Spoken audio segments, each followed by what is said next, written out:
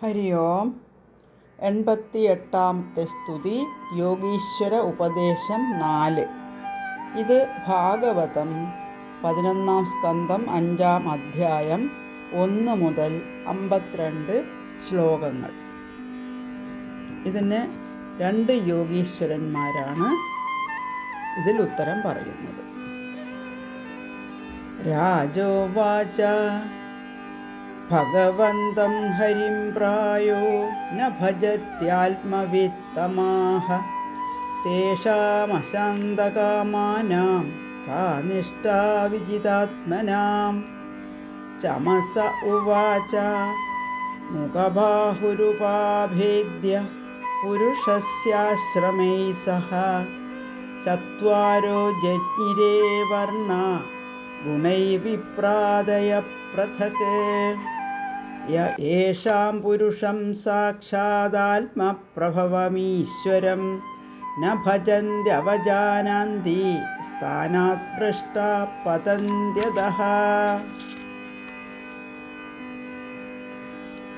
കരഭാജന ഉവാച കൃതം ത്രേതാദ്വാപരം ച കലിരിത്യേഷു കേശവഃ നാനാവർണാഭിധാകാരോ നാനൈവ വിധിനേജ്യത്തെ. കൃതേ ശുക്ലചതുർബാഹുർജടിലോ വൽക്കലാംബരഃ കൃഷ്ണാജിനോപവീതാക്ഷാൻ ബിഭ്രദ്ദണ്ഡകമണ്ഡലോ. മനുഷ്യാസ്തു തഥാ ശാന്താ നിർവൈരാ സുഹൃദഃ സമാഃ യജന്തി തപസാ ദേവം ശമേന ച ദമേന ച. നാരദ ഉവാച ധർമാൻ ഭാഗവതാനിത്യം ശ്രുത്വാധ മിഥിലേശ്വരഃ ജായന്ത്യേയാൻ മുനീൻ പ്രീതഃ സോപാധ്യായോ ഹ്യപൂജയത്. തതോന്തർദതിരേ സിദ്ധാ സർവലോകസ്യ പശ്യത രാജാ ധർമാനുപാതിഷ്ഠാനവാപ പരമാം ഗതിം. ശ്രീശുക ഉവാച ഏതശ്രുത്വാ മഹാഭാഗോ വസുദേവോതി വിസ്മിതഃ ദേവകീ ച മഹാഭാഗാ ജഹതുർമോഹമാത്മനഃ. ഇതിഹാസമിമം പുണ്യം ധാരയേത് യസമാഹിതഃ സ വിധുയേഹ ശമലം ബ്രഹ്മഭൂയായ കൽപ്പതേ.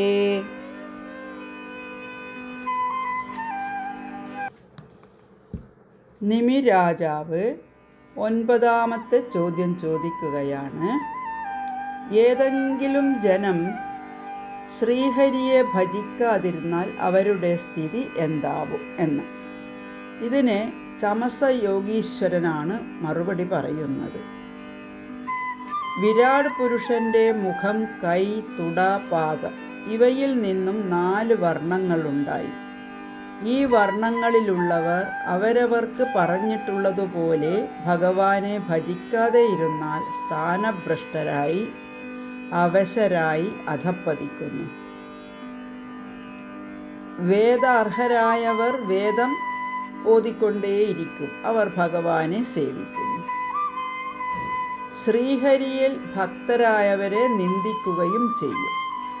സർവാത്മാവായ ഈശ്വരനെ ഈ മൂഢർ അറിയുന്നില്ല. പാപമറിയാതെ ജന്തുഹിംസ ചെയ്യും. ഇങ്ങനെയുള്ളവർ അധപ്പതിക്കുന്നു. ആത്മാവെ നശിപ്പിച്ച് നരകത്തിൽ വീഴുന്നു. ഭഗവത് വിമുഖന്മാരായ ഇത്തരം ആളുകൾക്ക് മനഃശാന്തി ഒരിടത്തും ലഭ്യമല്ല. ചമസ യോഗീശ്വരൻ ഉപദേശം നിർത്തി. നിമി രാജാവ് 10ാമത്തെ ചോദ്യം ചോദിക്കുകയാണ്. യുഗഭേദമനുസരിച്ച് ഭഗവത് ഉപാസനാ സമ്പ്രദായത്തിനോ ഭഗവാന്റെ വർണ്ണത്തിനോ ഭേദമുണ്ടോ? ഉണ്ടെങ്കിൽ അതെല്ലാം ഒന്ന് പറഞ്ഞു തരും. ഇതിന് കരഭാജന യോഗീശ്വരനാണ് മറുപടി പറയുന്നത്.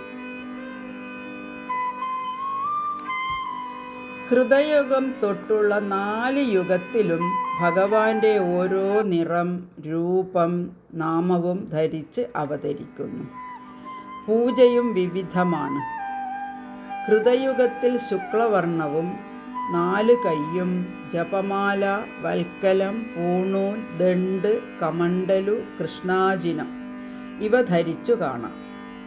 അക്കാലത്ത് മനുഷ്യരെല്ലാം ശാന്തരും ദുഃഖഹീനരും സ്നേഹമുള്ളവരുമായതിനാൽ ശമം, ദമം, തപം എന്നിവയാൽ ഈശ്വരനെ യജിക്കുന്നു.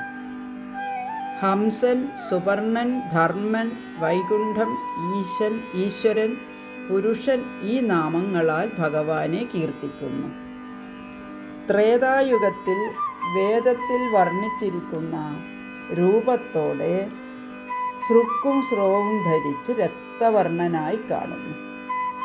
വേദോക്തമായ കർമ്മങ്ങൾ കൊണ്ട് പൂജിക്കുന്നു.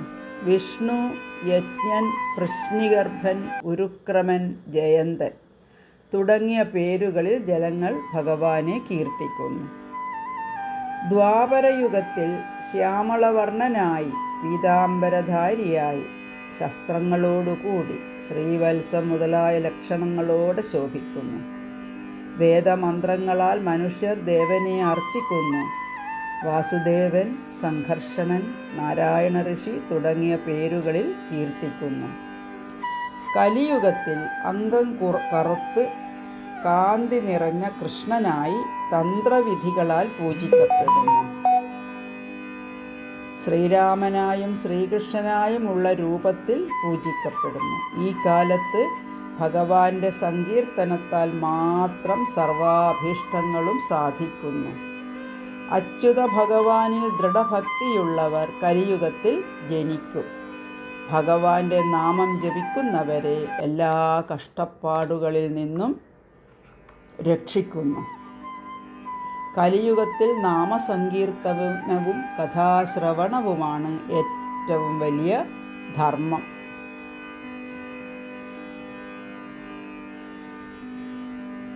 ഇങ്ങനെ മനോമാലിന്യങ്ങൾ തീർന്ന് ഭഗവത് പദം പ്രാപിക്കാനുള്ള ഉപദേശം നവയോഗികളിൽ നിന്നും കേട്ട നിമിരാജാവ് നവയോഗികളെ പൂജിച്ച് നമസ്കരിച്ചു. നവയോഗികൾ സത്രശാലയിൽ നിന്നും പോയി. നിമിരാജാവ് ഭാഗവതധർമ്മം അനുഷ്ഠിച്ച് പരമഗതിയെ പ്രാപിച്ചു. യോഗീശ്വരന്മാരുടെ ഈ ഉപദേശം നാരദ മഹർഷി ദ്വാരകയിൽ വെച്ച് വസുദേവന് പറഞ്ഞുകൊടുത്തു. വസുദേവരെ, ഭഗവാൻ കൃഷ്ണൻ നിങ്ങളുടെ പുത്രനായതുമൂലം നിങ്ങളുടെ കീർത്തി ലോകമെങ്ങും നിറഞ്ഞു. ആ കൃഷ്ണനെ പുത്രൻ മാത്രമെന്ന് നിങ്ങൾ കരുതരുത്. അസുരവംശത്തെ നശിപ്പിക്കാൻ പിറന്ന ഭഗവാൻ തന്നെ കീർത്തിക്കുന്നവർക്ക് എന്നും ആശ്രയമാണ്. കൃഷ്ണനെ ഈശ്വരൻ എന്ന ഭാവനയോടെ യഥാവിധി ഉപാസിക്കണം. ഭയമോ ഉത്കണ്ഠയോ പിന്നെ അവശേഷിക്കില്ല. അങ്ങയ്ക്ക് നന്മ വരട്ടെ. ഇത്രയും പറഞ്ഞ് നാരദ മഹർഷി അവിടെ നിന്ന് പോയി.